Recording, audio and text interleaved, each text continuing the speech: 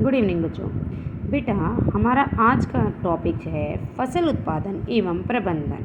ठीक है, देखो, ग्रीष्म अवकाश में पहेली एवं बूझ अपने चाचा के घर गए।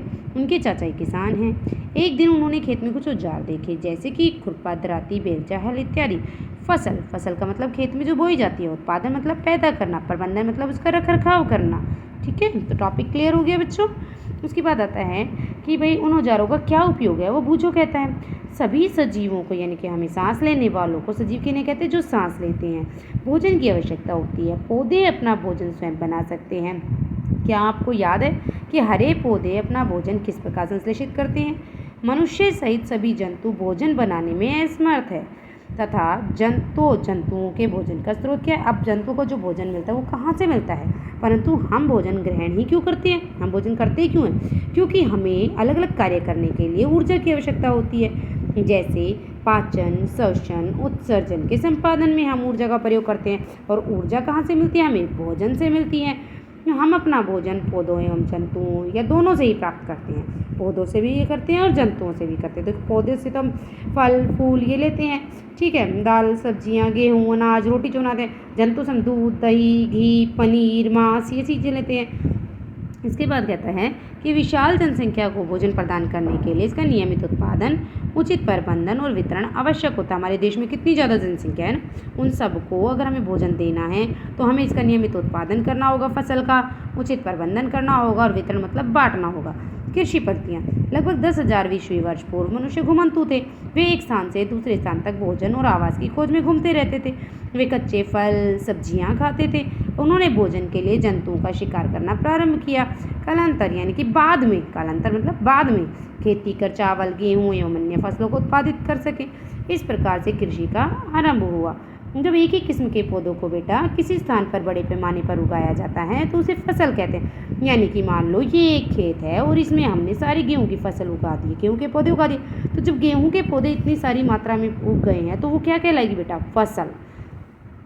गेहूं की फसल का अर्थ है कि खेत में उगाए जाने वाले जितने भी पौधे हैं सभी गेहूं के होंगे। आप जानते हैं कि फसलें विभिन्न प्रकार की होती हैं, जैसे कि अन्न, सब्जियां, फल। जिस मौसम में ये पौधे उगाए जाते हैं उसके आधार पर हमने फसलों का वर्गीकरण किया है।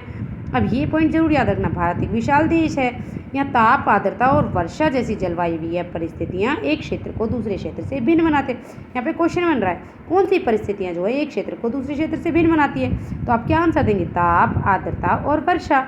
अतः देश के विभिन्न भागों में विविध का मतलब विभिन्न प्रकार की फसलें उगाई जाती हैं।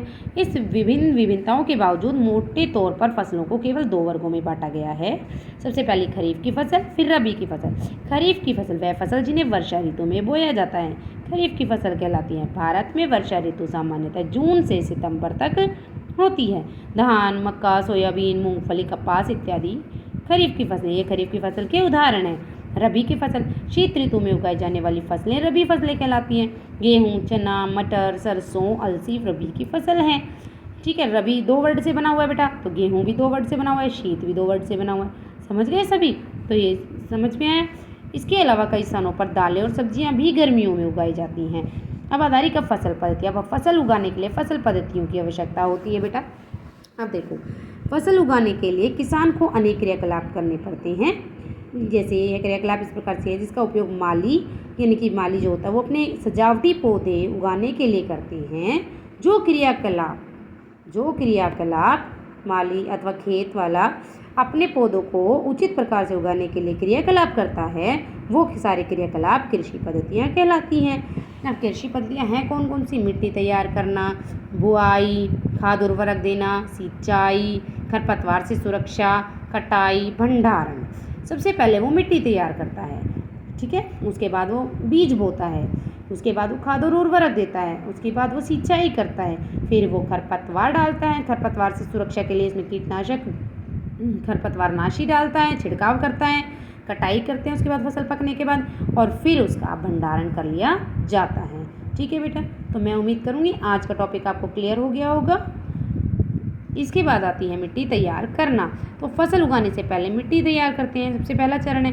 मिट्टी तैयार करने का मतलब होता है मिट्टी को पलटना, पोला करना, कृषि का अत्यंत महत्वपूर्ण यही कहलाता है। इसके बाद पोली मिट्टी में रहने वाले केंचुए और सूक्ष्म जीवों की वृद्धि में सहायता करती है। जब पोली मिट्टी हो जाती है, भुरभुरी हो जाती है, तो वह क्या करती है, केंचुओं को, सूक्ष्म जीवों की वृद्धि में सहायता करती है, जो केंचुए हमारी फसल के लिए पोषक पदार्थों का निर्माण करते हैं। इसके बाद कहता है पोली मिट्टी पौधों की जड़ों को सरलता से श्वसन करने में यानी कि सांस लेने में भी मदद करती है, क्योंकि यह मिट्टी को पलटकर पोला करते हैं जो केंचुए होते हैं तथा ह्यूमस बनाते हैं। ह्यूमस में हमारे क्या होते हैं, तत्व होते हैं बेटा, पोषक तत्व जो पौधे को चाहिए होते हैं। मिट्टी को पलटना, पोला करना बहुत ही आवश्यक होता है। ठीक है, मिट्टी में अब देखो इसके अतिरिक्त मृत पौधे जंतु भी मिट्टी में पाए जाते हैं। इस प्रकार में मृत जीव में पाए जाने वाले पोषक मिट्टी में निर्मुक्त हो जाते हैं और वो पौधों के द्वारा अवशोषित कर लिए जाते हैं, क्योंकि ऊपरी परत में कुछ सेंटीमीटर में ही पौधे की वृद्धि सहायता होती है। इसीलिए उलटना पलटना पोला करने से पोषक पदार्थ ऊपर आ जाते हैं। वह इन पोषक पदार्थों को हमारे पौधे जो होते हैं वो अवशोषित कर लेते हैं। मिट्टी को उलटने पलटने एवं पोला करने की प्रक्रिया को जुताई कहते हैं। इसे हम हल के द्वारा हल में लकड़ी और लोहे के बने होते हैं। यदि मिट्टी अत्यंत सूखी है तो जुताई से पहले इसे पानी देने की आवश्यकता पड़ती है।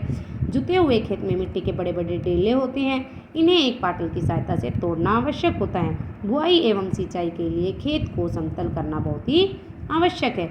यह कार्य पाटल द्वारा किया जाता है। एक पाटल होता है मेज। कभी कभी जुताई से पहले खाद भी दी जाती है ताकि खाद जो है मिट्टी में अच्छी तरह से मिक्स हो जाए। कृषि औजार कौन कौन से? अब कृषि औजार हमारा एक हल है और एक कुदाली है, जिनकी सहायता से हम क्या करते हैं,